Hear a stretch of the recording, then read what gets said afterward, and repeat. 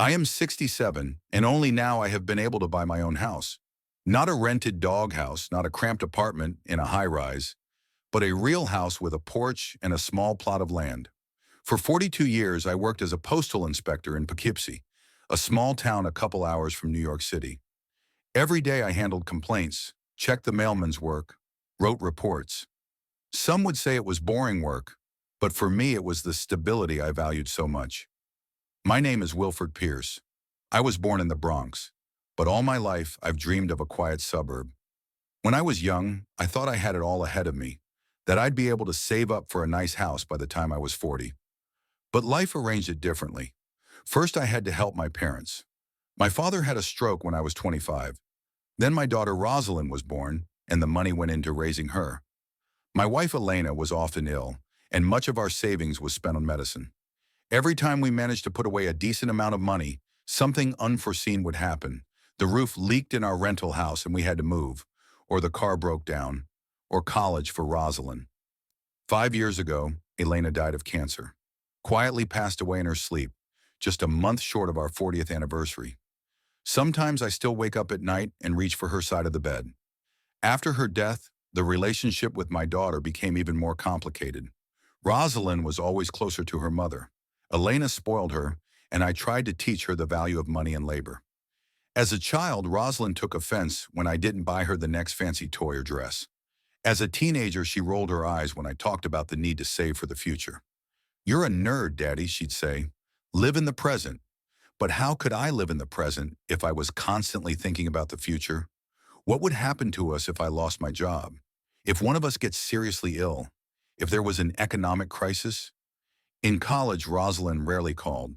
She only came home for holidays, and even then reluctantly. When she met Bram Holloway, a tall, red-haired guy from a wealthy family, I thought it wouldn't last. They were too different.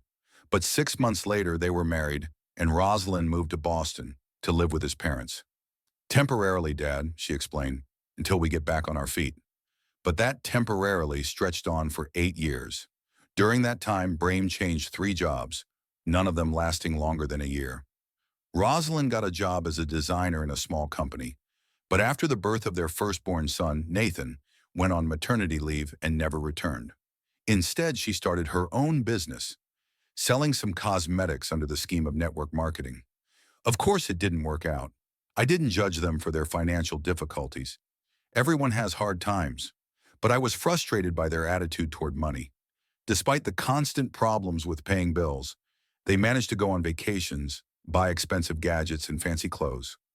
Whenever they were short of money for rent or utilities, Rosalind called. She never asked directly. She started from afar, talking about how hard it was with a small child, how tired Bram was at his new job, how prices had gone up. "Daddy, you know we could do it, but these circumstances," and I'd send the money. Each time I told myself it was the last one, that I needed to teach them responsibility, but I couldn't say no, especially after Elena died, when Rosalind became the only family I had left. 3 years ago, I retired. The savings were modest. I spent most of it on my wife's medical care and helping my daughter, but I kept saving. I denied myself everything but the essentials. Food, utility bills, sometimes a movie ticket. That's all I spent. The rest went into a savings account. Rosalind called less and less. Sometimes months went by without a call. When their second child, Lily, was born, I found out about it 2 weeks later from a Facebook post. It wasn't until last year, when they urgently needed money for a down payment on a car, that Rosalind remembered me. Brahim had taken a job as a sales rep for a pharmaceutical company at the time and needed a presentable car. "It's an investment in our future, Dad," Rosalind reassured me. "As soon as Bram starts earning commissions, we'll pay it back right away." I gave them $6,000. The money, of course, was never returned. 2 months ago, I finally found my dream house. It's small but sturdy, with 3 bedrooms, a living room, and a spacious kitchen. There was an old oak tree in the yard and a rocking chair on the veranda. I'd always dreamed of sitting in one, sipping lemonade and watching the neighbors. The house was expensive, but thanks to decades of saving, I was able to afford a down payment and a mortgage.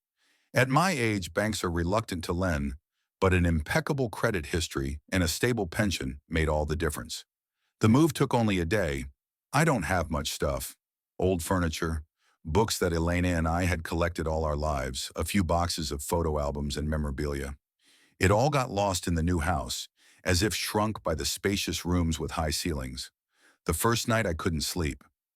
Lying in my new bedroom, I thought about how excited Elena would be about this house.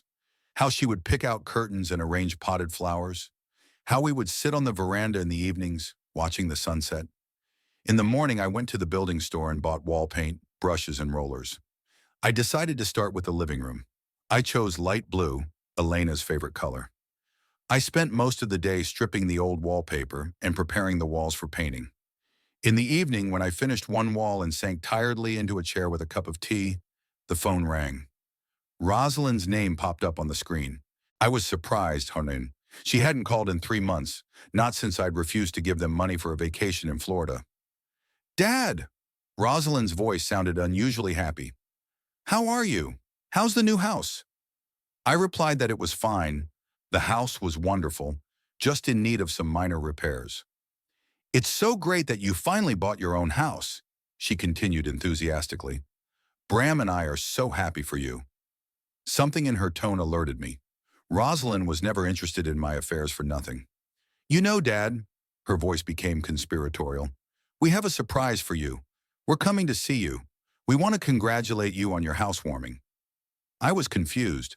Of course I was happy to see my daughter and grandchildren, but why so suddenly? That's wonderful, I said. When are you planning? That's the surprise, Rosalind laughed. We're leaving tomorrow morning and we'll be at your place by lunchtime. I wondered, so soon? Maybe next weekend would be better? I'm not done with the renovations yet. Dad, we've already planned everything. Besides, it's not just me and Brem and the kids. Brem's parents are coming with us, his sisters with their husbands and kids, Uncle Randall and Aunt Paula. Basically, everyone wants to meet you and see your new house. I tried to count. Brem, Rosalind, their 2 children, Brem's parents, his 2 sisters with their husbands, one of whom seemed to have 3 children, the other 2, plus an uncle and aunt. That made about 15 people. How many of you are there in total? I asked, feeling my throat constrict. About 20, Rosalind replied nonchalantly. I won't say exactly. Someone might have joined at the last minute. Don't worry, Dad. We're not fussy. Just get the rooms ready, please. And something to eat. The children will be hungry from the road. But Rosalind, I only have 3 bedrooms and one of them is mine. Where will everyone sleep? Oh, Daddy. Well, we'll think of something. She waved it off. In the living room on the floor. You have a big house. By the way, we're planning to stay for a week, maybe 10 days.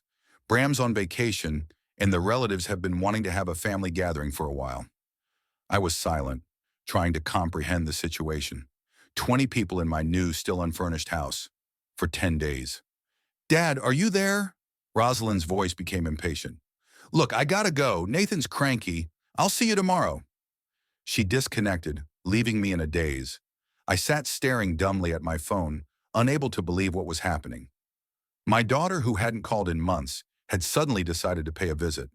And not just drop in, but bring 20 people with her. 20 people. To my newly purchased house, where I'd barely had time to settle in. Immediately after Rosalind's call, I could feel the irritation rising in me. 20 people showing up unannounced is not just disrespectful, it's downright insolent. It wasn't the first time my daughter and her husband had done this to me. I remembered how 3 years ago, shortly after I retired, Rosalind called to say that she and Bram needed to leave for a weekend for work. Could I babysit 5-year-old Nathan? I agreed. A grandson is a grandson, and I didn't see him much. Friday night they dropped the boy off, and on Sunday I happened to see pictures on social media of Rosalind and Bram having cocktails on the beach. The caption read, "Finally got out for a vacation." There was no work trip. They just wanted a free babysitter for the weekend. And last summer they came for Nathan's birthday. I was excited to finally see the grandkids. But it turned out Rosalind had invited 15 other kids with their parents. My little rental house had turned into a daycare center. Rosalind just wanted to save money on the rent for the party. After the guests left, I had to spend 3 days scrubbing off the cake and juice stains. For Thanksgiving, Bram decided to invite his co-worker and his wife, a homeless couple, as he put it. I didn't mind. even though I had planned a quiet family dinner. But when they arrived, it turned out that the coworker also had 3 children and a dog the size of a calf. The kids ran around the house, dropping things, and the dog chewed up the leg of my favorite chair. And always, Rosalind and Brem took it for granted. No apologies, no thanks. Just, thanks, Dad, we're off, when they had to leave, leaving me to deal with the aftermath of their visits. I got up and went to the window. It was already getting dark outside, the streetlights illuminating the quiet street of my new neighborhood. I had so dreamed of a quiet life here. The frustrating thing was that I could never say no. Partly because I didn't want to lose touch with my only daughter, partly because of my grandchildren. But maybe it was time to learn to assert my boundaries. I remembered a conversation I'd had 6 months ago. Rosalind had called to ask for money for a new laptop for Bram. The old one had broken, and he needed it for work. I was just saving up for a down payment on a house and explained that I couldn't help right now. Dad, Rosalind's voice sounded resentful. You've always been a cheapskate. What are you, stingy for your only son-in-law? Mom would never do that. The mention of Elena hurt me, but I stood firm. No money. A week later, Rosalind posted photos from their family vacation. They went skiing. Apparently, they found the money without me. After that, we didn't speak for 3 months. Now I could feel Rosalind using me again, this time as a free hotel for her husband's entire family. You can always sense a certain subtext in these things. Dad is lonely, he has nothing to do, let him serve us. But I didn't want to be used anymore, especially since I remembered Brame's family well. His parents, Stanley and Phyllis Holloway, had always looked down on me. Stanley worked as a bank manager and never missed an opportunity to hint at my humble position at the post office. Phyllis, the kind of lady who wore pearls even to the supermarket, was always discussing charity balls and social gatherings, as if to see if I was out of the loop. Brame's sisters, Prudence and Hope, took after their mother, just as arrogant, just as superficial. Prudence once asked me why I wouldn't move to a better neighborhood, as if she didn't realize that not everyone had rich parents who paid the down payment on a house like her brother. And most unpleasant of all, the entire Holloway clan had some sort of strange aversion to animals. Once, during a family dinner at a restaurant, a woman came over to our table with a small dog in her bag. Bram cringed as if he'd seen a rat, and his father started loudly protesting that animals didn't belong in eating establishments. But worst of all was their reaction to the cats. Bram, his father, and his younger sister were all highly allergic. They would sneeze at the sight of cat fur, get watery eyes, and sometimes even break out in rashes. And instead of simply avoiding contact with cats, they developed some irrational hatred for all members of the feline family. Even harmless conversations about cats caused them to react unpleasantly. Nasty creatures, Stanley said. All they do is shit and molt and scratch the furniture. When I once mentioned that I'd had a cat as a child, Phyllis cringed as if I'd confessed some shameful addiction. And Bram had once talked at length about how he refused to rent the perfect apartment just because the previous tenants had kept a cat and he was afraid the allergens had been left behind. Remembering this, I felt a plan begin to form in my head. I could use their dislike of cats to teach them a lesson for being cavalier. The phone rang again. It was Rosalind. "Daddy, one more thing," she said without preamble. "Could you make something for dinner? We're going to arrive hungry. One more thing. We'll need to organize sleeping quarters for everyone. Do you have extra pillows and blankets?" I took a deep breath, trying to contain my irritation. "Rosalind, I only have 3 pillows and 2 blankets besides the ones I use myself, and I wasn't planning on cooking for 20 people. Perhaps you had better stay at a hotel." "Papa," she said indignantly. "What hotel? You just bought a huge house, and all we'll need is a place to sleep. We can buy our own food and cook it ourselves. Although," she paused, "actually, we're a little tight on funds after paying for gas. Maybe you could give us some money for groceries?" "Sure." Money. Money again. "Rosalind," I said firmly, "I just spent almost all of my savings on a down payment on a house. I don't have any extra money." "But Dad," the familiar notes of resentment came into her voice, "you're not going to leave your grandchildren hungry, are you? And Brem's parents are so eager to get to know you better." I could almost physically feel her trying to manipulate me. Rosalind had always had a knack for pushing guilt.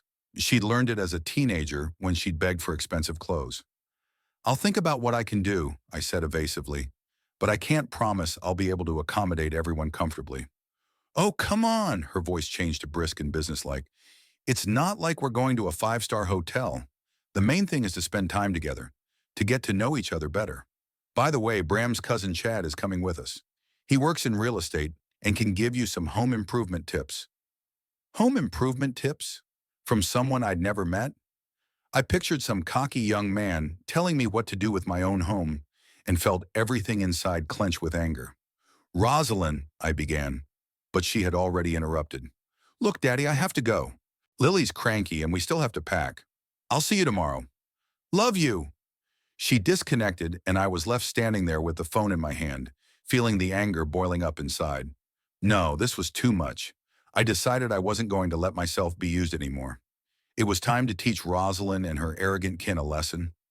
I sat down at my computer and began searching for information on the nearest cat shelters.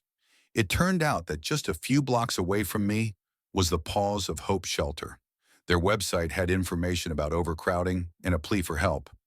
They were looking for both permanent and temporary homes for their pets. Perfect. I wrote down the phone number and address, deciding to call in the morning. A plan began to form in my head. I will offer the shelter to temporarily house the cats in my house. I'll tell them I've always wanted to help animals. And now that I have a bigger house, the opportunity has come up. The cats will fill the entire space just in time for the arrival of the dear guests. I envision Bram's face when he walks into the house and sees dozens of cats. His allergies would immediately make themselves known. He would start sneezing, his eyes would become red and swollen. His father will likely start choking too. His younger sister, Hope, who once claimed at a family dinner that cats spread disease, will be horrified. But what if they decide to stay anyway? What if they'd rather tolerate the allergies but not spend money on a hotel? Then I'll really have to live with a crowd of relatives and dozens of cats under one roof. Would I be able to handle that? But then I remembered how bad Brim's allergy attack was that time we stopped by my friend Leon's house, who had 3 Persian cats living with him. Bram started sneezing so hard we had to leave after 5 minutes, and his dad grumbled for a long time afterward that some people have absolutely no thought for others when they get these furry parasites. No, they won't stay. Not physically. And that would be a great lesson for Rosalind. You can't just show up at someone's house with a bunch of people without asking permission. Of course, there was a risk that it would ruin my relationship with my daughter forever. But honestly, had we ever had a real relationship? She only remembered me when she needed something. Money, favors, free housing. Elena always said I was too hard on Rosalind. She's just young, my wife reassured me. As she gets older, she'll realize the value of family and responsibility. But now Rosalind is in her 30s, and she's still as irresponsible as she was at 18. Still thinks I'm an ATM machine and a free service, and I'm tired of it. I walk to the window again and look out at my quiet street. Tomorrow a whole procession of cars with uninvited guests will show up here, and then I will realize my plan. I decided to go to bed early. Tomorrow was going to be a busy day, but before I turned out the light, I looked at the cat shelter's website one more time, memorizing the details. They were indeed in a desperate situation.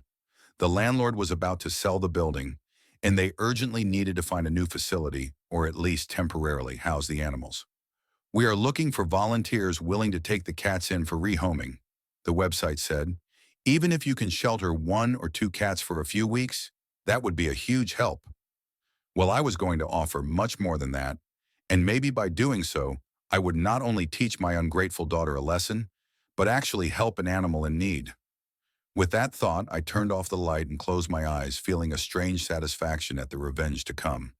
Tomorrow would be an interesting day. The morning was overcast. I woke up early around 6, which was unusual for me. Usually I let myself sleep until 8, enjoying my retirement freedom. But today I couldn't sleep. My mind was spinning with thoughts of Rosalind's upcoming visit, with her army of relatives and my plan for revenge. I made myself some coffee and sat at the kitchen table, looking at the phone number I'd written down yesterday for the Paws of Hope Cat Shelter. It was too early for a call, but I decided to put the time to good use by making a list of arguments that would help convince the shelter staff to trust me with their pets. Big house, 3 bedrooms, spacious living room, free time in retirement, love of animals, a desire to help. At 8:30, deciding it was decent enough for a phone call, I dialed the number. After a few beeps, a woman's voice answered, Paws of Hope Cat Shelter. How can I help you? Good morning, I began. My name is Wilford Pierce. I recently moved to your neighborhood and saw on your website that you were looking for people willing to take in cats for foster care. Yes, that's right, the woman's voice perked up. I'm Abigail Summers, the director of the shelter. Would you be willing to take a kitten into foster care? Actually, I paused. I was thinking of something bigger. I have a 3 bedroom house with a spacious living room, and I've recently retired, so I have a lot of free time. I could take in a few cats. That's wonderful, Abigail exclaimed. We're in a critical situation right now.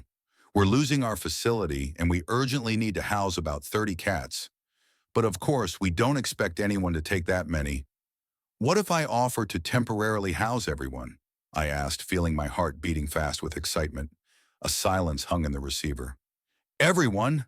Abigail interjected incredulously. Are you serious? That, that would be incredible. But 30 cats is too many for one person. They'll be everywhere. On the furniture, on the floor. They might scratch things. I understand, I replied calmly. But I have a really big house, and I've loved cats all my life. I had a cat when I was a kid, but then life happened in such a way that getting a pet didn't work out. Now that I'm retired, I want to fix that. And if I can help your shelter, it would be mutually beneficial. Mr. Pierce? Abigail's voice shook with excitement. You have no idea what a relief this is for us. We were already despairing of finding a solution. But before I accept your offer, I'd like to come and see your house, to make sure the conditions are suitable for so many animals. Of course, I agreed. When would be convenient for you? If possible, right today. The sooner the better. We could be evicted at any moment. I made a quick estimate of the time. Rosalind and her relatives were due to arrive by lunchtime, somewhere around 2 o'clock in the afternoon. It was almost 9 now. If Abigail arrived soon, we'd have time to look at the house, and maybe they could even bring the cats in before my guests arrived. Come back in an hour, I said. I'll be waiting. Abigail thanked me with such sincerity that for a moment I felt a prick of conscience. After all, I had used the shelter situation for my own purposes. But then I remembered Rosalind and her cavalier attitude, and my conscience subsided. After all, I would really be helping the animals, even if it was for personal gain. An hour later, the doorbell rang. On the threshold stood a petite woman in her 50s with short gray hair and bright blue eyes. She was dressed in simple jeans and a t-shirt with a picture of a cat's paw, the logo of the Paws of Hope shelter. Mr. Pierce, I'm Abigail Summers. She held out her hand. I invited her in, and for the next half hour, Abigail scrutinized every corner of my home, asking questions about my experience with animals, how much time I spent at home, whether I had any allergies, and so on. She was clearly impressed with the size of the house and the fact that I had few furniture and valuable items that cats could damage. I have to say, Mr. Pierce, your house is perfect for temporarily housing our pets, she said after she finished her inspection. But are you sure you can handle 30 cats? It's a huge responsibility. Feeding, cleaning litter boxes, supervising. I understand, I nodded. But I'm retired. I have a lot of free time. And if I need to, I can hire a helper. We usually send volunteers to help with the care of the animals in the holding facility, Abigail said. I think we could organize daily visits. We'd also need to buy equipment, litter trays, bowls, food, filler, toys. I can pay for everything you need, I assured her. Just tell me what's needed. Abigail's eyes filled with tears. Mr. Pierce, you have no idea how much this means to us.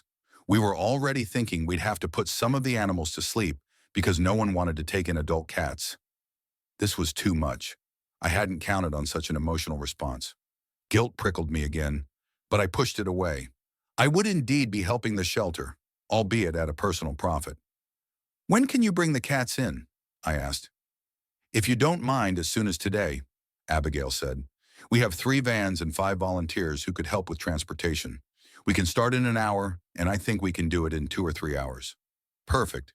If they started at 10:30, the house would be full of cats by the time Rosalind and her family arrived. Great, I said. I'll be waiting. Abigail left, promising to return with a team of volunteers and the cats. And I sat down to make a shopping list. If I really wanted to help the shelter and annoy Rosalind's family, I needed to do it right. I quickly got dressed and drove to the nearest pet store. There I bought 10 cat litter boxes, 20 bags of filler, 30 food and water bowls, several large bags of food, toys, scratching posts, and 2 cat trees. The salesman looked at me in amazement, but didn't ask me anything. Back at home, I had just had time to set out some of the equipment when I heard the sound of cars pulling up. 3 vans with the Paws of Hope logo parked in front of my house. Abigail and 5 other people got out of them. 3 women and 2 men, all wearing the shelter's branded t-shirts. "You've already got it all set up," Abigail marveled as she saw the trays and bowls. "That's wonderful, Mr. Pierce." The next 2 hours felt like organized chaos. Volunteers brought in cat carriers, set them up in rooms, and then let the animals out one at a time, giving them time to look around. The cats ranged from tiny kittens to huge Maine Coons, from noble Siamese to the usual striped mongrels. Some immediately hid under the furniture, others curiously explored the new space, and still others meowed demandingly, asking for attention or food. I helped the volunteers by setting up food and water bowls, arranging toys, setting up cat trees in the corners of the living room. We placed the litter boxes in different parts of the house so that all the cats had access to them. "It's important that each cat has its own space," Maggie, one of the volunteers, explained to me. "Sometimes they can conflict over territory, especially in the first few days, but usually things settle down.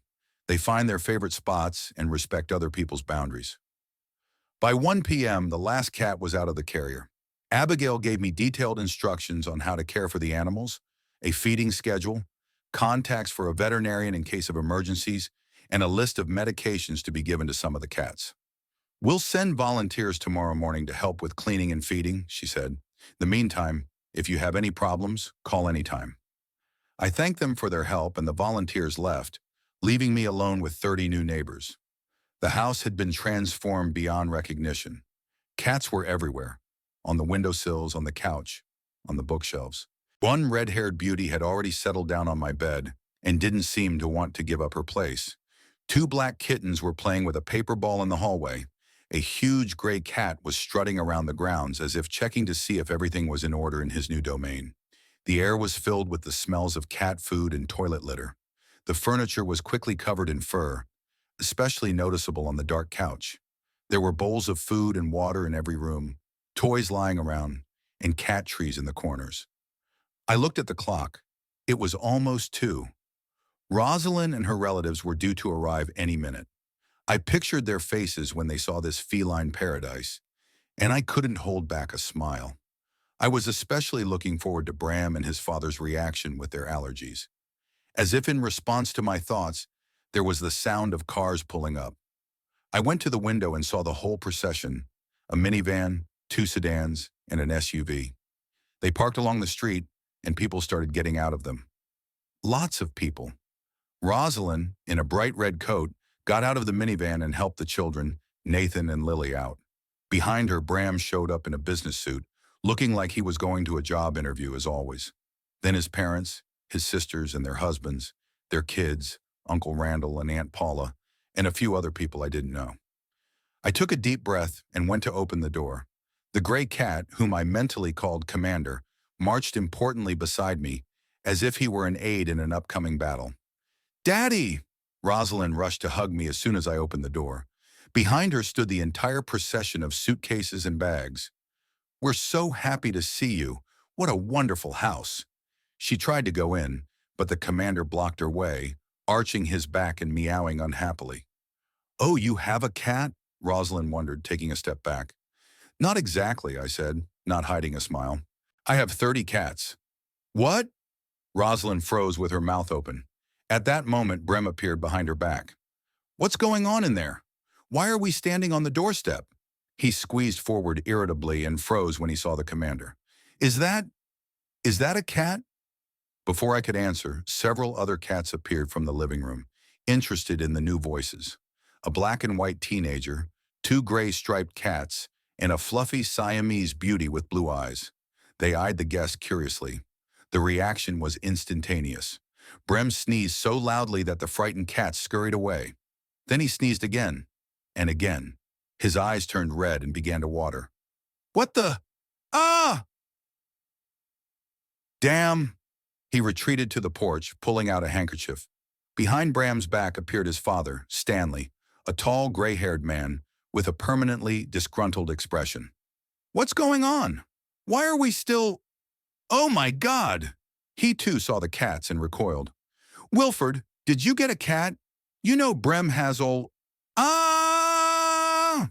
I smiled modestly and stepped aside, allowing the guests a better view of the hallway, where by now about 10 cats had gathered, watching curiously.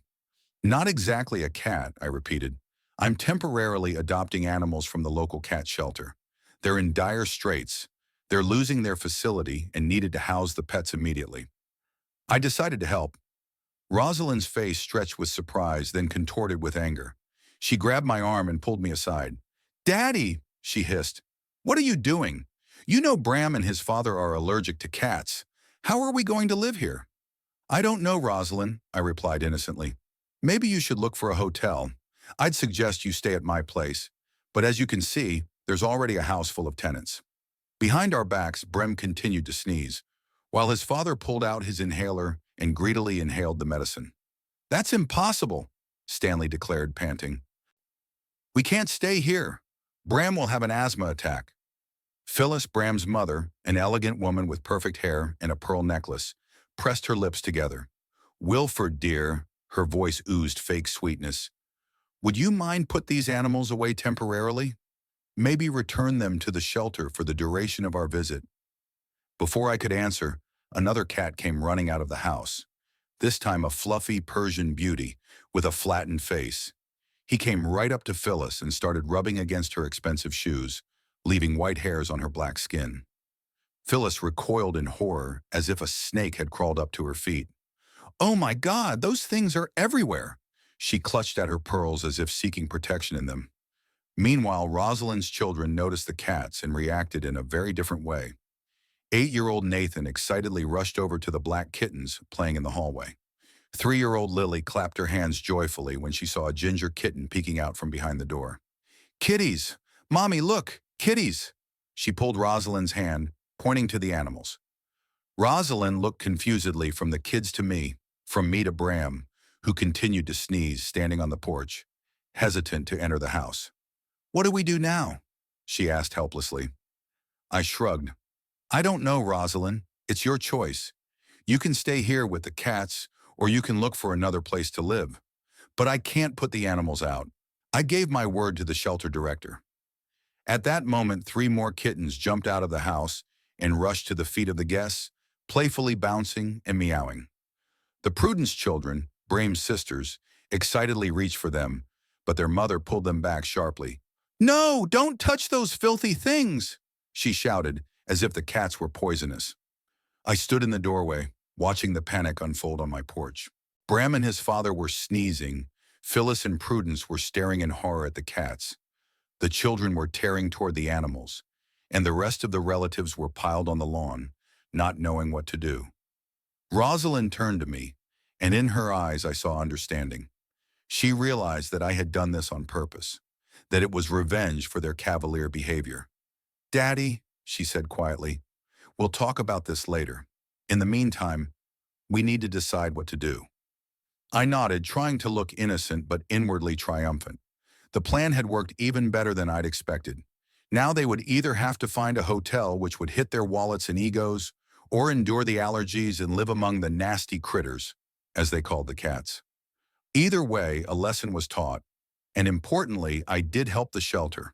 The cats got a temporary home, and I might even find a permanent companion for my new life. A real spectacle was unfolding on my porch. Bram and his father Stanley were sneezing so loudly that the cats were scattering around the house in panic. Phyllis, Rosalind's elegant mother-in-law, squeamishly lifted the hem of her expensive dress when one of the cats got too close. Prudence and Hope, the Bram sisters, huddled together fearfully, as if they had seen a pack of wild animals rather than pets. Wilford, is this some kind of joke? Stanley finally stopped sneezing and looked at me angrily. You know damn well that Bram and I are allergic to those things. I kept a nonchalant expression on my face. This isn't a joke, Stanley. The Paws of Hope shelter was in dire straits. They needed to rehome animals, and I decided to help. I couldn't say no to helping homeless animals, could I? Could you say no to us? Rosalind intervened, crossing her arms across her chest. To your family? Dad, you did that on purpose, didn't you? I acted surprised.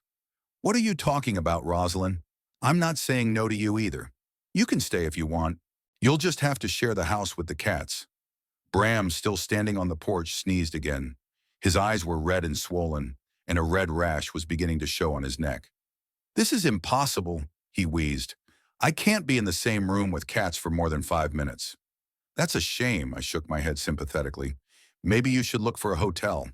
A hotel? Phyllis said indignantly. We drove 3 hours to visit you, and you're suggesting we stay in a hotel? I'm suggesting a solution to the problem, I replied calmly. If Bram and Stanley have such severe allergies, they can't stay here. It's a health issue. Meanwhile, the children were watching the cats with delight. Nathan was already sitting on the floor in the hall, stroking a black and white kitten. Lily was trying to catch the fluffy tail of a ginger cat, which was playfully running away from her. Mommy, can we stay with the kittens? Nathan begged, picking up the purring kitten. Rosalind looked at her son, then at her husband, who continued to sneeze on the porch. Nathan, put the cat down, she ordered. Daddy's allergic. You know that. But Mom, no buts! Rosalind cut her off. Her words sounded harsher than she must have intended. Nathan pouted and reluctantly put the kitten down on the floor. The situation was escalating. Guests crowded onto the porch and lawn, hesitant to enter the house. Bram and Stanley looked worse and worse, eyes watery, noses red, rashes on their skin. Even standing at a distance from the house, they continued to react to the cat allergens in the air. Look, I said conciliatorily, I realize this is an unexpected situation, but I can't kick the cats out. I made a promise to the shelter. Maybe some of you can stay here, and some of you can stay at the hotel. And who will pay for the hotel? Prudence, Bram's older sister, asked. We've already spent on gas and gifts. Gifts?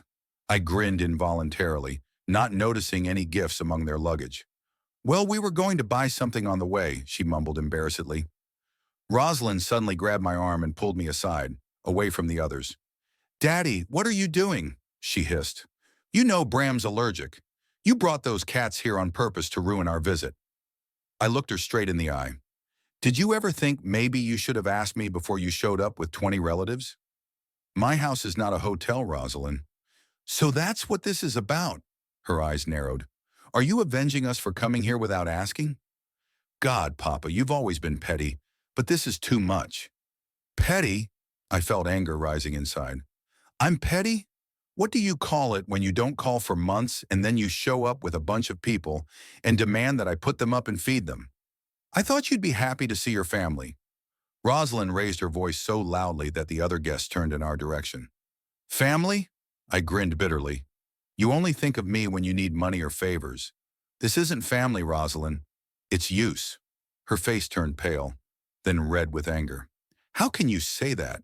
After everything you what? I interrupted. Not calling for months? You haven't visited in years? After you didn't introduce me to your grandchildren? Or after you swindled me out of $6,000 for a car that you never paid back? Rosalind opened her mouth but couldn't find anything to say. At that moment, Bram came over to us, still sneezing and red-eyed. What's going on? He asked, shifting his gaze from me to his wife. Nothing, Rosalind said. We're just having a discussion. Maybe we should leave, Bram suggested, sneezing again. I can't be here with these cats. Where would we go? Rosalind snapped at him. We don't have money for a hotel for everyone. Then some people can stay here, I suggested again. Those who are not allergic. How do you envision that? Rosalind splashed her hands. The family should be together. We were planning a family gathering. You planned it, I pointed out, without asking me. Our conversation was interrupted by Phyllis's loud cry. Oh my God, that thing jumped on my suitcase. We turned around and saw a fluffy Siamese cat happily settling on Phyllis's expensive leather suitcase, leaving hairs on it. Shoo! Get out! Phyllis waved her arms, but the cat only stretched lazily and stayed put. I couldn't help smiling. This Siamese beauty was already becoming my favorite. The situation was getting more and more tense. Some of the guests, especially the children, wanted to come inside and play with the cats. Others, including the allergic ones, absolutely refused to go near the front door. "Look," said Uncle Randall, an elderly man with a gray beard, "let's solve the problem in a mature way. Bram, Stanley, and whoever else has allergies can go to the hotel. The rest of you who want to stay here." "Wilford, are you okay with this arrangement?" "Of course not," I replied. "Like I said, anyone who wants to stay can stay. Just be aware that there will be cats everywhere, on the furniture, on the beds, in the bathroom." At the mention of cats on the beds, Phyllis and Prudence simultaneously shuddered. "I will not sleep in a bed with cats in it," Phyllis declared. "Then you should look for a hotel too," I shrugged. "At whose expense?" Prudence said indignantly. "We've already spent money on the trip." "It's not my problem," I said calmly. "I didn't ask you to come." "But we are your family," Phyllis exclaimed, theatrically clasping her hand to her chest. "No, Phyllis." I shook my head. "You're Bram's family, not mine. And frankly, in all the years that Rosalind has been married to your son, you've never shown me any warm feelings." There was a tense silence in the air. Phyllis opened and closed her mouth like a beached fish, unable to find the words. Stanley, despite his allergies, moved closer, standing beside his wife. "What do you mean, Wilford?" he asked threateningly. "Just what I said," I answered calmly. "You've always looked down on me. A bank manager and a postal inspector are different weights, aren't they, Stanley?" Stanley blushed, but not from allergies. "I've never—" "Come on," I interrupted. "We all know the truth. But this is not the time to get personal. Decide who stays and who goes to the hotel." Rosalind, who had been watching the scene with growing concern, finally intervened. "All right, let's calm down. Bram, you definitely can't stay here. You and your parents can go to the hotel. I'll stay with the kids. They want to play with the cats and they're not allergic. Let the rest of you decide for yourself." Bram glanced at his wife unhappily. "You're going to leave me alone in the hotel?" "You'll be with your parents," Rosalind said, "and it's only for a few days. The kids will be happy to spend time with Grandpa and the cats." "I'm not going to pay for a hotel," Stanley declared. "We came here to stay for free." "Yeah, that's it. Not visit me, not get to know me, but stay for free." Finally, the truth came out. "Then you have a problem, Stanley," I said, "because the cats are staying here for at least 2 weeks." Aunt Paula, Uncle Randall's wife, coughed, calling attention to herself. "Maybe Wilford could help pay for the hotel. We're here to visit him, after all." I almost laughed at the impudence of it. "No, Paula, I'm not paying for your stay at the hotel. I didn't invite you. You decided to come on your own, unannounced, and now it's your problem." "How rude," Phyllis gasped. "Rude?" I raised an eyebrow. "Is it polite to show up in a crowd of 20 people uninvited? We thought you'd be glad to see us." Prudence was indignant. "No," I shook my head. "You weren't thinking of me at all. You were thinking of free lodging." There was silence, broken only by Bram's sneezing and the meowing of the cats, who watched curiously from the doorway. "Okay," Bram pulled out his cell phone. "I'll look for the nearest hotel. Dad, Mom, are you with me?" Stanley and Phyllis looked at each other, then nodded reluctantly. "Prudence? Hope?" Bram looked at his sisters. "I'll stay here," Hope, the younger sister, said abruptly. "I'm not allergic to cats, and I don't want to spend money on a hotel." "I'll stay here too," Prudence decided, although it was obvious she didn't like the idea of sleeping in the same house with cats. "My kids definitely want to stay with the kittens," she added, looking at her twin sons, who were already playing with the cats on the lawn. One by one, the guests made their decision. In the end, Bram, his parents, Uncle Randall, and Aunt Paula, who also happened to have mild allergies, and 2 cousins and their wives decided to go to the hotel. The rest of us, Rosalind and her kids, Bram's sisters and their families, and a few other distant relatives, decided to take our chances and stay at the cat house. "Great," I said when everyone had made up their minds. "Then let's drop off the belongings of those who are staying, and the rest of us can go house hunting." Stanley gave me a searing look. "You're going to regret this, Wilford." "Maybe," I shrugged. But for now, you're the one who'll regret it." He mumbled something to himself and headed for the car, sneezing on the way. Rosalind helped the kids pack their backpacks and came over to me. "We need to talk, Dad. Alone. But not now when things are settled." I nodded. "Of course, Rosalind. We'll have plenty of time to talk." She looked at me carefully as if trying to figure out what was on my mind, then sighed and went to help the others with their luggage. The next hour was devoted to organizational matters. Brim and his group left to find a hotel, and the remaining guests began to settle into my house. I showed them the bedrooms. I kept mine. The other two had to be divided among the guests. Some of the people decided to sleep in the living room on the couch and air mattresses they had luckily brought with them. The cats watched the new residents with interest, and some particularly friendly ones even tried to help with unpacking by climbing into open suitcases. The children were delighted with the animals and immediately started playing with them. "Just don't pick up any sick cats," I warned, pointing to several animals with tags on their collars. "They are still healing." As everyone settled in, I stood back and watched with a sense of satisfaction. The plan had worked. I'd taught Rosalind and her arrogant kin a lesson. Not quite as I'd expected. I thought they'd all leave, not split into two groups. But on the other hand, I now had a chance to find out how unpretentious they really were, as Rosalind had assured me. When the basic accommodation was finished, Rosalind gathered everyone in the living room, except for the children, who were still playing with the cats in the yard. "We need to settle the food issue," she said. "Daddy said he didn't have supplies for such a large group." "I could go to the store," Hope suggested. "We could make a list and chip in." "I'm almost out of cash," Prudence admitted. "We were counting on Wilford to—" She stopped, meeting Hope's eyes. She stopped, meeting my gaze. "Counted on me to what?" I asked. "Feed 20 people on my own dime?" "Well, you're the man of the house," she muttered. "And you are uninvited guests," I parried. "Besides, as I told Rosalind, I spent almost all of my savings on the down payment on the house. I don't have enough money for a big party like this." "I have a credit card," Hope sighed. "I could pay for the groceries, but then everyone would have to chip in later."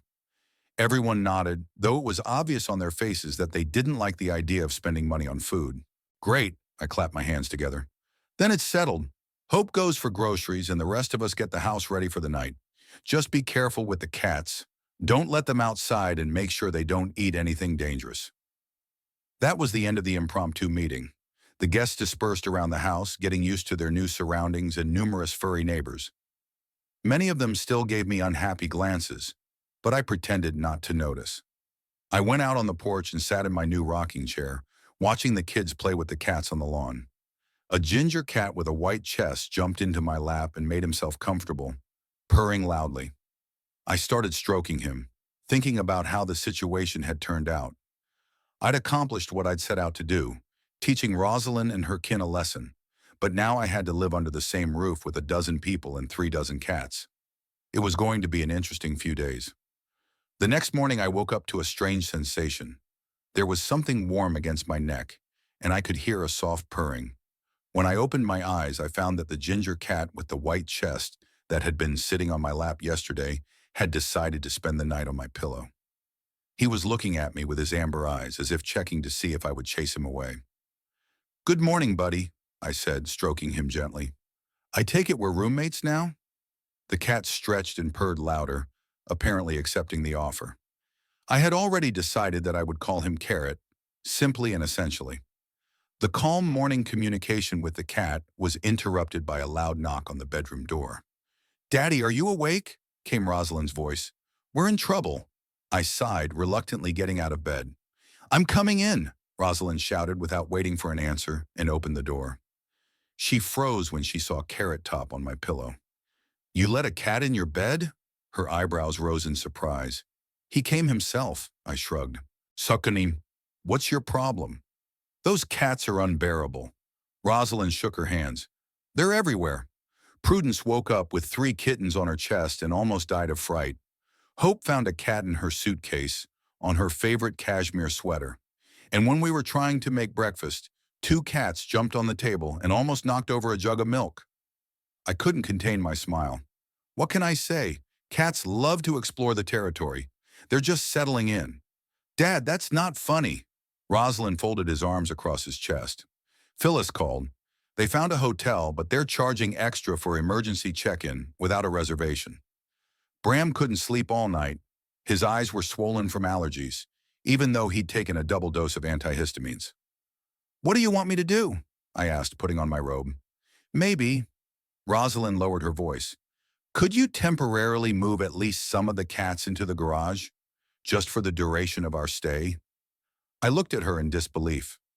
"You're asking me to lock the animals in the garage just because you showed up unannounced?" "Not locked up, but temporarily relocated," Rosalind corrected me. "It's only for a few days. Think of Bram. He's really suffering." "Bram is suffering in a hotel, not here," I pointed out. "And I can't move the cats into the garage. First of all, there's no room for 30 animals. Second, I gave my word to the shelter director that I'd make sure they were comfortable in the house." Rosalind rolled her eyes. "Dad, you're always so stubborn. Mom used to be able to talk you into it, and now—" She stopped when she saw the look on my face. "Don't you dare use your mother's memory to manipulate me," I said quietly but firmly. Rosalind changed tactics immediately. "I'm sorry, Dad. I didn't mean it like that. It's just, we were looking forward to spending time as a family, and now we're all split up. The kids are upset about not seeing their father. I'm upset. This didn't go the way we planned." "The way you planned," I corrected, "without taking into account my opinion and capabilities." At that moment, 2 black kittens dashed down the hallway, chasing a tinfoil balloon. Prudence's children ran screaming after them, followed by Prudence herself with a disgruntled look on her face. "Don't run in the house," she shouted. "And don't touch those filthy animals. They can be contagious." I came out of the bedroom and stopped her. "Prudence, cats are not dirty or contagious. They've all been checked by a veterinarian. And please don't call them that in front of the kids. They might adopt a negative attitude toward animals." Prudence pursed her lips but held back, apparently remembering that she was in my house. "I'm just concerned about hygiene," she said. "One cat has hair everywhere, and there are 30 of them." 31 to be exact, I corrected. "And yes, there will be hair. It's inevitable. If it bothers you too much, you can join Bram at the hotel." Prudence didn't say anything and left after the children. Rosalind remained standing next to me, watching me as I bent down to pet one of the cats rubbing against my legs. "You did that on purpose, didn't you?" she asked quietly. "Took the cats just yesterday, knowing we were coming." I straightened up and looked her in the eye. "Did you bring 20 people unannounced on purpose, knowing that my house wasn't ready for that many guests?" We stood staring at each other, and an invisible thread of tension stretched between us. At last, Rosalind looked away. "I thought you'd be glad your family wanted to get to know you," she said. "Yeah? Then why haven't you gotten to know me in the 8 years you and Bram have been married? Why haven't you called, written, visited? Why did you only show interest now that I had a house to live in for free?" Rosalind opened her mouth to object, but at that moment there was a rumble and a woman's scream from the living room. We rushed in and found Hope standing on the couch, pointing a trembling finger at the floor. There, she stammered. I followed her finger and saw a small puddle on the floor next to the couch. "One of the cats has marked their territory," I said calmly. "That's normal in a new place. I'll clean it up." "Normal?" Hope shrieked. "That's disgusting. How can you be so calm about it?" I shrugged and went to get a rag and the odor remover Abigail had given me. "There's no point in panicking about natural processes," I said. "Cats are getting used to their new home.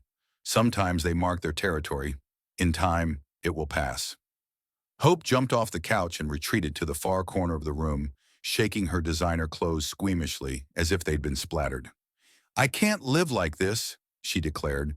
"I'd rather join Bram and my parents at the hotel." "Suit yourself," I replied indifferently, cleaning up the puddle.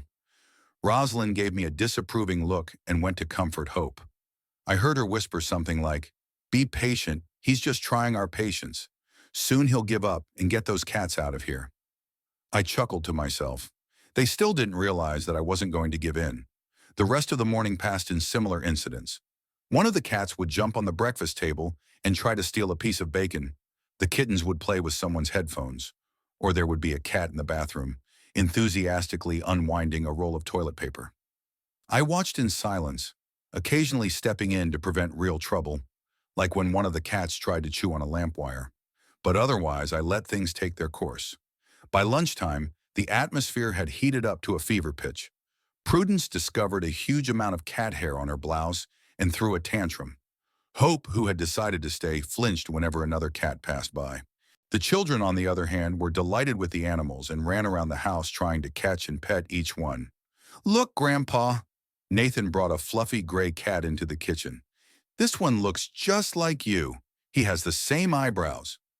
I laughed as I looked at the cat with the really funny dark markings above his eyes that looked like frowning eyebrows. "You're right," I agreed. "Why don't we call him Professor? He looks very serious." "Yes, Professor." Nathan was happy. "Can I take him home when we leave?" This innocent question made me think. I really couldn't keep the 31 cats for myself. The shelter was counting on this being a temporary measure, and they would soon find the animals permanent homes. Maybe Nathan and his parents should have taken one of the kittens. But then I imagined Bram's reaction to the idea, and I smiled inwardly. He wouldn't like it.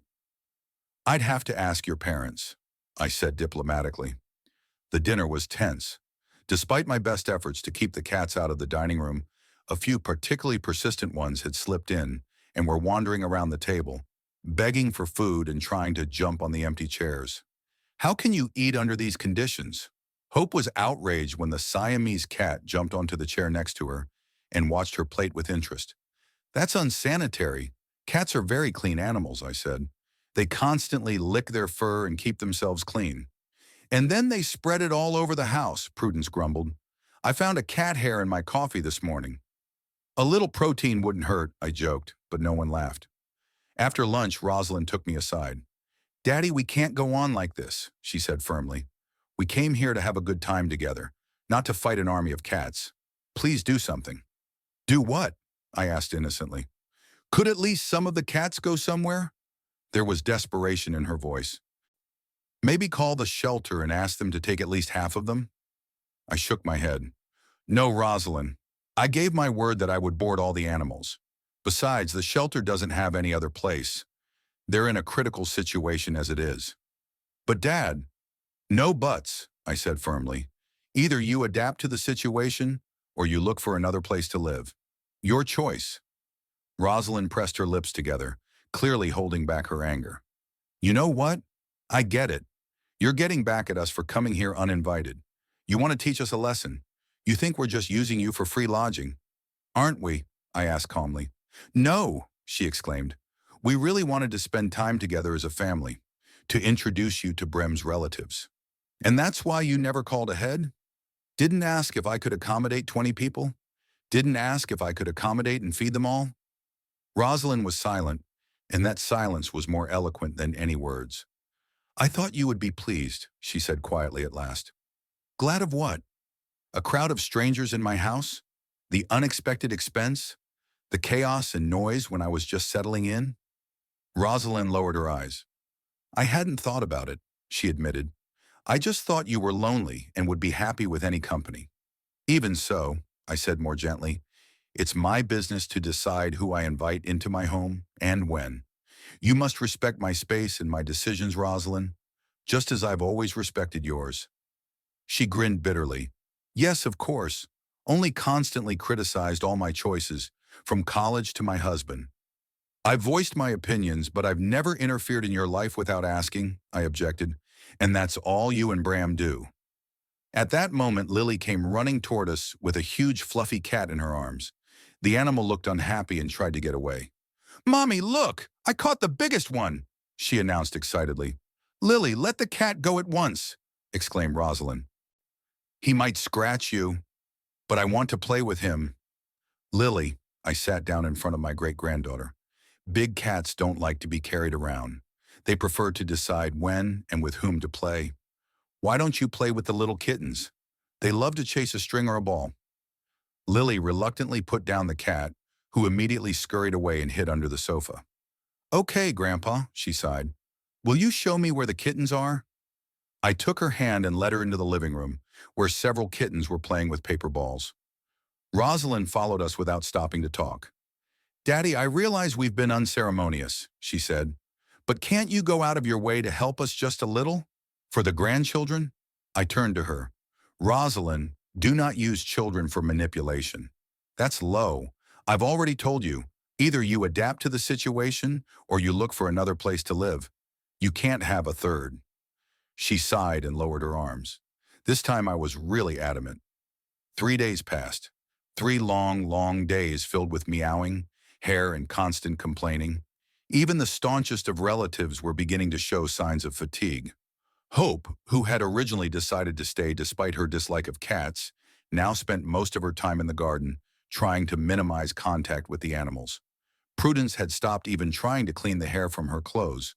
It was pointless as new hairs appeared almost instantly. The children, on the other hand, were absolutely delighted. They made up names for each cat, played with them all day long, and absolutely refused to even think about leaving. Nathan was especially attached to a gray cat with funny eyebrows that we named Professor, and Lily loved a little tri-colored cat named Candy. Bram and his parents never showed up at the house. His allergies wouldn't let them come in even briefly. They called every day wondering when this madness would end, and complained about the cost of the hotel, which Stanley said was bankrupting them. On the 4th day, the situation reached a boiling point. I awoke early in the morning to loud voices in the living room. Throwing on a robe, I walked out of the bedroom to find out what was wrong. All of my guests were gathered in the living room, as well as Brem and his parents, who had apparently just arrived and were standing at the very entrance holding handkerchiefs to their noses. "What's going on?" I asked, looking around. "This can't go on," Stanley said, his voice muffled by the handkerchief. "We've come to get our stuff. Everyone's leaving." "Everyone?" I raised an eyebrow, looking at Rosalind. She nodded. "Yes, Daddy. We can't stay here any longer. These cats, it's unbearable. They are everywhere. There is no escape from them. Even the children have started complaining about the kittens keeping them awake by jumping up on their beds in the middle of the night." "Well, that's natural cat behavior," I remarked. "They are more active at night." "Exactly," Prudence exclaimed. "That's why normal people don't keep 31 cats at home. It's crazy," I shrugged. "I'm not keeping anyone. You can all leave anytime you want." "We are," Hope said. "And you know what? I'm never coming to this house again as long as those things." "Hope!" Rosalind pulled her back. "Don't." "No, Rosalind," Stanley interrupted. "Let her speak. We're all thinking the same thing. Your father set this situation up on purpose. He didn't want us here in the first place." I crossed my arms over my chest and looked at him calmly. "So what if he did?" There was silence in the room. "What do you mean?" Rosalind asked tensely. "I mean," I said, taking a step forward, "that yes, I took the cats from the shelter on purpose, knowing you were coming. I knew that Brem and his father were allergic to cats. I knew you couldn't be in a house full of cats. And yes, I did it on purpose." "But why?" There was genuine surprise in Rosalind's eyes. "Why would you do that to us?" "Because you've never respected me or my boundaries," I answered bluntly. "In all the years we've known each other," I looked at the Holloway family, "you've always looked down on me. A mere postal inspector, remember, Stanley? You thought me unworthy of attention until I had a house to stay in for free." Stanley blushed but remained silent. "And you, Rosalind," I continued, turning to my daughter, "you only think of me when you need money or favors. When you needed a babysitter for Nathan, when you needed money for a new car, when you needed free housing. But when I call just to see how you're doing, you're always busy, in a hurry, unable to talk." "That's not true," Rosalind exclaimed, but I could see in her eyes that she knew I was right. "It is true," I said firmly, "and we both know it. For 8 years I've watched you turn into a copy of the Holloways, just as arrogant, just as narcissistic, just as incapable of thinking of others." "How dare you?" Bram began, but then he burst into a fit of sneezing.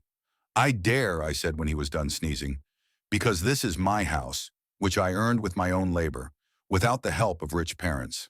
And I have the right to decide who I invite into it." "You didn't invite those cats in," Hope pointed out. "You only took them to annoy us." "That's right," I nodded. "And you know what? It worked out better than I expected.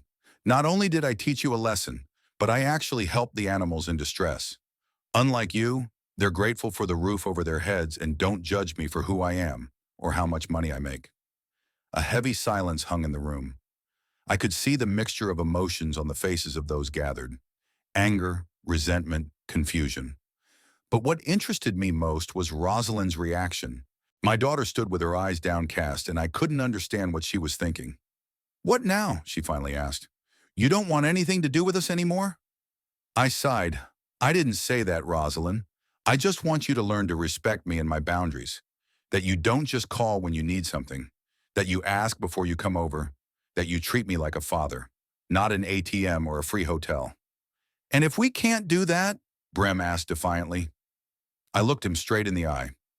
"Then we're really better off not communicating. I've let you use me for too long. I'm done with that." "Let's go," Stanley said, turning toward the door. "We're not welcome here. Pack your things, we're leaving." Prudence, Hope, and the rest of the relatives began packing their bags and backpacks. The children protested, not wanting to part with the cats, but no one listened to them. Rosalind stood motionless, looking at me with an expression I couldn't quite pinpoint, a mixture of anger, resentment, and perhaps incipient understanding. "Do you really think so, Papa?" she asked quietly as the others left the room. "That I'm using you?" "Yes," I answered bluntly. "And I think deep down you know it." She shook her head. "I didn't mean for it to happen this way. I really didn't. It's just, life got in the way. Kids, work, money problems." "I understand," I said softer. "Life is hard. But relationships are a two-way street, Rosalind. You can't just take without giving." "And what do you want in return?" she asked. "Respect," I answered simply, "and a little attention that isn't motivated by financial gain." Rosalind was silent, digesting my words. At that moment, Nathan and Lily entered the room, holding their favorite cats. "Grandpa," Nathan said seriously, "can we take Professor and Candy with us? Please." I looked at Rosalind. "What do you think? Can you get along with cats?" She looked at the children's pleading faces, then at her husband, still standing at the door, fighting an allergy attack inside. "I'm afraid that's impossible, children. Daddy has severe allergies. He can't live with cats." "Then we'll stay with Grandpa," Lily said firmly. Rosalind smiled sadly. "No, sweetheart. We should be together as a family. Maybe you can visit the cats when Grandpa finds them new homes." "I'm not going to give all the cats away," I said. "Some of them I'm going to keep. Professor and Candy, if you want, I can keep them especially for you so you can visit them when you come to visit." "If you let us come to visit," Rosalind said quietly. "I'm always happy to see my grandchildren," I replied. "And you too, Rosalind, if you really want to visit your old man-father, not just need something to do." She nodded, accepting my terms. "We should go," she said, taking the children's hands. "Guys, say goodbye to the cats. We'll be sure to come visit them." The children reluctantly put the cats down on the floor and hugged me. "Goodbye, Grandpa," said Nathan. "Take care of the professor, okay?" "I promise," I answered, touched by my grandson's sincere affection. Rosalind hugged me one last time, whispering, "I'm sorry, Daddy. I'll try to be better." I nodded, not trusting my voice. Then they walked away. From the living room window, I watched them load their stuff into the cars. Bram and his parents got into the first car and drove right away without looking back. Rosalind lingered, helping the kids get settled, then looked at my house. Our eyes met and she waved lightly. I returned the favor. As the last car disappeared around the corner, I took a deep breath. The house was quiet again, aside from the meowing of the cats. I sank into my rocking chair, and Carrot jumped into my lap, demanding attention. A minute later, the professor came out of the kitchen and settled down next to Carrot Top. And then little Candy came too, curled up in a ball at my feet. 3 cats, each with its own character, kept me company in the silence of the house. I sat petting them and thinking about what had happened. Maybe I had been too cruel to Rosalind and her family. Maybe I should have chosen a different way. But then I remembered the years of neglect, the years of feeling like nothing more than an ATM and not a father. And I realized I had made the right choice. Sometimes you have to draw a clear line to protect yourself. The phone in my robe pocket vibrated. I pulled it out and saw a message from Rosalind. "Thanks for the lesson, Dad. It was painful but necessary. I'll call you this weekend, just to talk." I smiled and tucked my phone back into my pocket. Maybe something had changed for the better after all. Carrot stretched and meowed demandingly, reminding me that it was time to feed the whole furry bunch. I got up and headed for the kitchen, where the cat food was stored. I had a lot of work ahead of me. I had to call Abigail at the shelter and tell her that I'd decided to keep 3 of the cats and find permanent homes for the others. I needed to continue the renovations that had been interrupted by an invasion of relatives. I had to finally get the house set up the way I wanted it. But now I had company. 3 furry friends who, unlike humans, accepted me for who I was and didn't judge me for my job, income, or habits. Sometimes family isn't who you're related to by blood, but who makes you happy. And I finally found my family.